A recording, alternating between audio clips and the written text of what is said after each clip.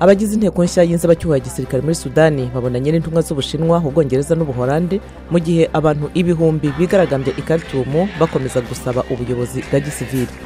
Minisitiri w'intebe wa Libya Ahmed Maiteg avuga ko umuyobozi w'uburasirazuba bw'igihugu Khalifa Haftar arimo kugerageza kudeta abinyujije mu gushyamiranya abasirikare. Abaganga batagira imipaka mu muryango MSF bavuga ko ibihumbi muri Mozambique bafite ibibazo byo kubona ibiribwa, amacumbi na serivisi z'ubuvuzi nyuma ya serwakira Idai yo mu kwezi gushize.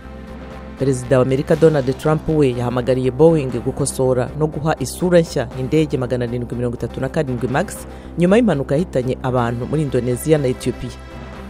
Naho Joel Kashi Benson ukora za filime yasohoye filime mbarankuru ku buzima bw'umubyeyi w'umugore nyina umwe mu bakobwa b'abanyeshuri kazi 276 bagizwe ingwate na Boko Haram ibakuye mu mujyi wa Chibok muri Nigeria.